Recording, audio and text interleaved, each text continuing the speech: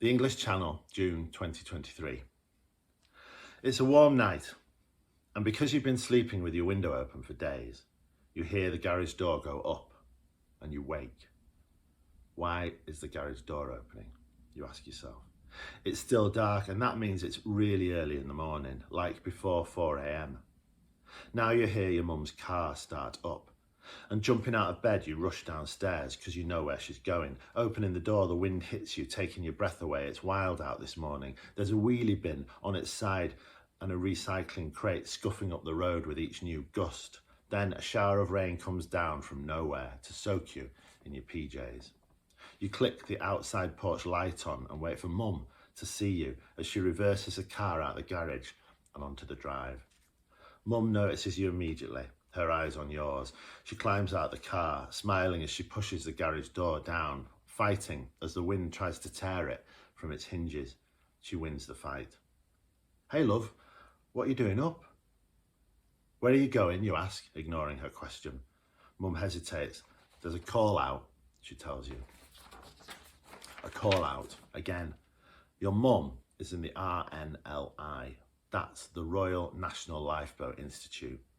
A teacher in a seaside school in the daytime, your mum volunteers to get up in the night when ships are in distress.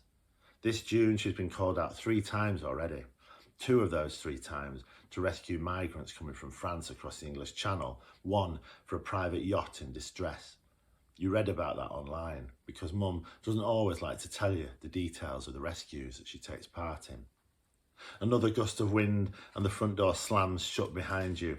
A burst of rain soaks Mum. She doesn't flinch. "Don't go," you say.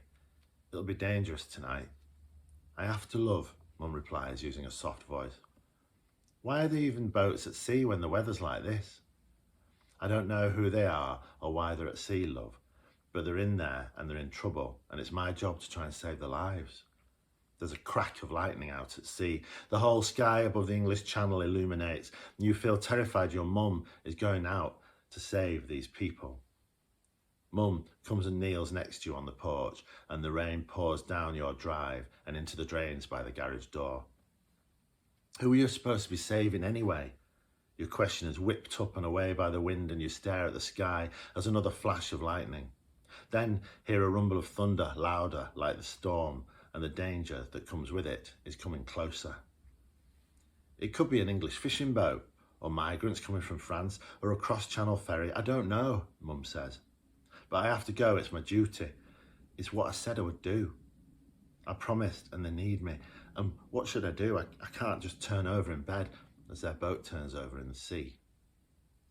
You open your mouth to argue back, but you don't have anything to say. "And I'm trained," your mum says, looking as if she thinks she has spoken harshly to you. "We're really well trained, and we have the best kit." Silence, apart from the howl of the wind and another crackle of thunder, and you know you need to back off so that Mum doesn't feel bad. She has to have her mind on the job. "Go back to sleep, love," Mum says. "I'll be back for breakfast." "Okay, Mum. Night, Mum," you say. "I'm proud of you." Dad gets up from the breakfast table, slurping the last of his mug of tea. "Come to work with me," he says. "It's Saturday, no school." You shake your head. His phone pings and you look at him, deeply anxious about the message and what it could be. Could it be what you've been thinking all night, that your mum's RNLI crew caught in a storm, capsized, and every one of them was lost? "It's your mum," Dad says casually. "She'll be back in half an hour. Will you do her a bacon sandwich?" You smile and nod. You can't speak. "Who did you have to save?" You ask her when your mum slumps in her seat and you place a bacon sandwich and a cup of tea in front of her. "Migrants from Syria, we think," she tells you. Neither of you speak, but you appreciate she's telling you the details this time. "Eat it," you say. "I will," Mum smiles. "But can I tell you something that happened?" You sit down. "Okay." "It was wild," she says, "and rough like you said it would be. There were 12 people in a rubber dinghy. They'd lost some over the side, but it was still over full, and I was helping this woman from Syria out of the dinghy, and into our boat, and suddenly it's like she was fighting me, trying to get back, and she shouted this word over and over again, keeping her from falling in the sea. I asked another of the migrants what she was saying, and he said, "Baby, she can't see her baby." Then the woman without her baby screamed this scream. It was horrible.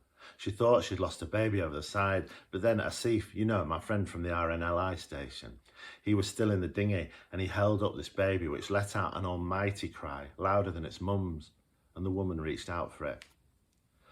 "Was the baby okay?" you ask. "And the mum, did you give the baby to the mum?" Mum nods and sniffs and bites into her sandwich. Then she chews for a while, watching you. "That's what I had to do," she said after a swallow. I don't even know who the woman was, but that scream, it'll live with me for days. Look, I don't even know for sure the woman was from Syria. I don't know if she chose to come to England or was forced to come to England. I have no idea about her. But you do know that she loves her baby, you say. Thank you for listening to all these stories, and thanks for reading them too. Cheers.